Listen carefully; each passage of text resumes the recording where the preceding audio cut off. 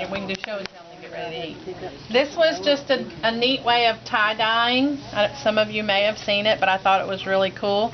You take a permanent marker and just draw on t-shirt, fabric, whatever, and just draw you some little designs. Is it so much fun? It's so much fun. Let's see. I'll do one more. Fun. Too much fun. And all I did was like the little chevron strips. Then you take some alcohol, just your plain rubbing alcohol. I like the 91%. They said it works a little better. Typically, you'd want to do this in a little syringe. Forgot my syringe, so I'm going to put it in the cap. And then just put it around on the fabric, and it just runs. And if you hold your cup the other way, it'll run back the other way. What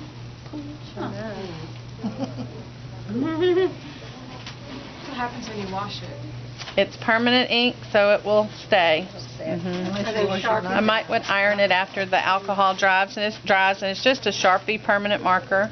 Someone I read on the internet said that the Bic works really well.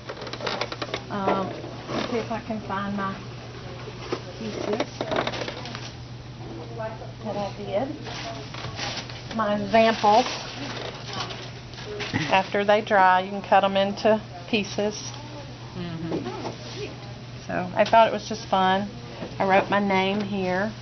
And then I just drew lines out like this, and you see where the alcohol dries and stops. Now here's one where I cut the corners. So I used 2 or 3 different colors. So it was a lot of fun. Can you imagine this on a piece of a quilt or something, or on a t-shirt? I was going to say on your daughter's t-shirt. And it's a lot less messy than tie-dyeing. If you've ever done tie-dyeing. I always put it over a cup. Or a cup or something. Mainly because, like I said, when you use this, it just a lot more drips into it. I just put a rubber band around it. You could put it in a bowl too if you have a big piece. Kind of got alcohol in there, so you want it to catch something, something to catch your alcohol. Then you just go all over it if you want an all-over design. If you want it all over, just do it, or you move your cup and do it here where it'll bleed, which is what I did on that one that had the multiple one here. I just moved my cup and did it again. If you were in a bigger spot, do a coffee can or even Something a a little bowl bigger, with right. one of those great big rubber bands. And then just use a syringe, and you can kind of spot do it a little bit better. Now my other thing, and I have papers to pass around. Let me find it. Here it is. I'm going to do a little Mason Jar Quilt Block. Has anybody seen it? The Mason Jar Quilt Block. Nobody's seen it? No. Yeah. You did, Miss Herman. I knew somebody had to see it. I had so much. Oh, he didn't set my machine up. You're going to get it from the bakery. Karen, will you look? Yeah. Will you look right there in that far right drawer? And I think there's a bobbin. You said Mason Jar Quilt Block? Mason Jar Quilt Block. Wrong machine. Did y'all see me do that like it was just going to go right on in there? Thank you. Get used to what you're used to. Which machine are you using? This is the Grace. It threads like this. And you're going to sew 4 1-inch blocks to the corners of each corner. You're going to sew from here up. And then what you'll do is fold this into the corner. So I'll show you in a second. It's 4 1-inch blocks. This little black box. 1-inch block. And you're going to sew from corner to corner. I think this week I have my pedal. You can chalk that line if you want to, just to make sure you can get it straight. Don't have to if you don't want to. But you want to sew from corner to corner. You're going to do that on all 4 pieces. Okay. How big was your initial piece with the I'm not real sure, but I have the dimensions and all that on the paper that I got prepared this time and printed out for y'all. Oh, lovely. Thank you. My current needle came undone. It's catching on that. Yeah, turn that around. There's not a thing. Does it need a cap? Probably not. It's got a slice in the. It's coming around. Yeah. Okay, y'all, this is supposed to be quick.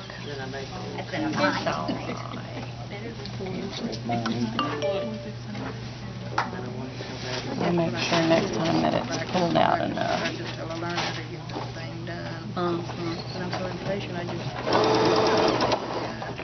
I broke my thread. Is it catching on that? Is there a,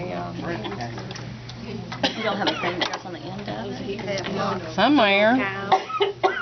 That's like being that crazy. That maybe is a problem. I should have checked it to make sure everything was here. see, it's just coming off. It's pulling that thread. See, that's what's This is what's happening. Yeah. Okay. Catching on the school. Is there another one for Something that? like that. Did you see you're kind of familiar with that? That's what it does. It hangs on the school. Yeah. There it goes. Well, that was good. Denise just holding it out. More than one way to skin a In one way, cat. that's right. Skin a If all squirrel. else fails. Skin cats. Right. It's been bent another way. And you can, once you do this, you can kind of, what they call it, chain piece.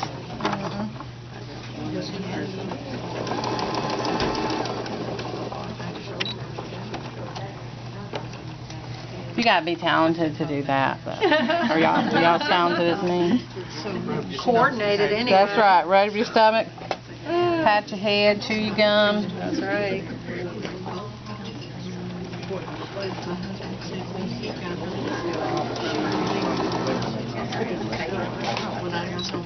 Okay. So we've sewn all 4 pieces to the corner. Get rid of all this thread. Okay. And now you're going to iron those up so that you end up with a little triangle in each corner. It said to leave them on there, on the one that I read, not to trim them off for body, I guess. I don't know if it's for the, body of it. Another place I read said to trim the one that's in the middle. But I ended up leaving them on mine. Okay, so I have this. Now, here's my jar lid. And I'm going to put it to another piece of black and just sew those down the long edge. I tried to do this at 1/4 of an inch.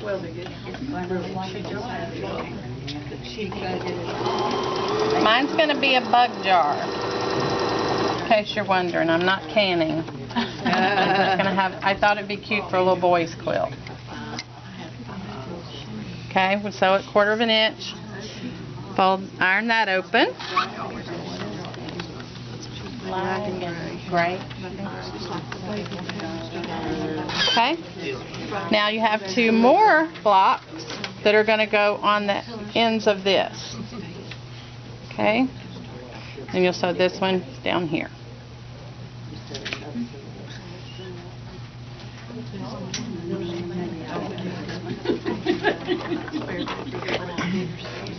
That's to match.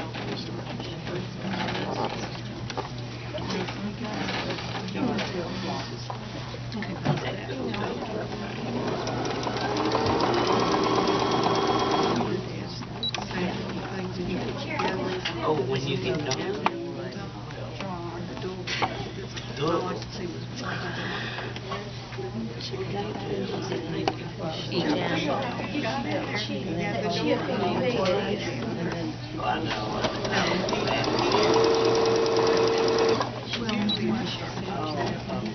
Okay.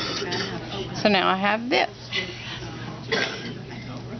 Okay, we'll iron that down.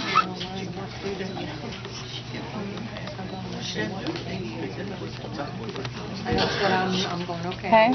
I'm anxious to And I see where have this is 2 going. longer pieces that are going to go on each side of this one. Okay? Biggest joy I've ever seen.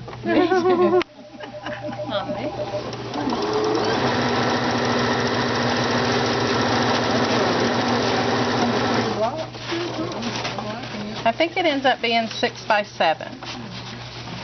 Of course, you add any sashing and all too, so.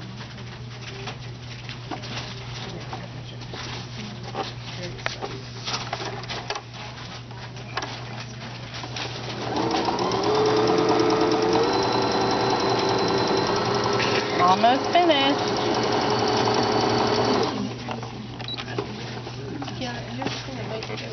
Okay, and I'm gonna iron those, press them, iron them.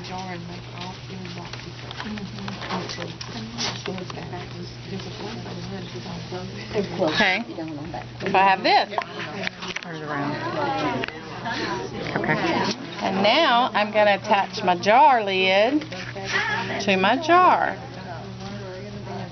Oh. I'll have to see it. I've seen the jar. I've seen the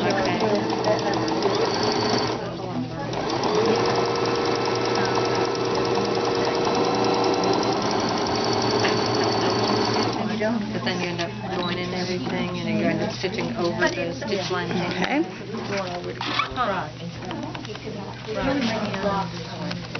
Just pause. Okay.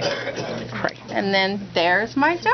Oh, it is. I kept waiting. Where's the mason jar? I'm just such a little. I'm like, she's gonna cover the lid with this thing. And here's one a little more girly How cute. for her butterflies. Let's see. Cute. That's so cute. Got that fabric. And then for us that like veggies, here's the green bean. Oh, that's cute. So now I'm going to be on the lookout for some vegetable and fruit fabric. Bugfabric.com. Bug fabric? Bugfabric.com. Okay. They have every kind you can.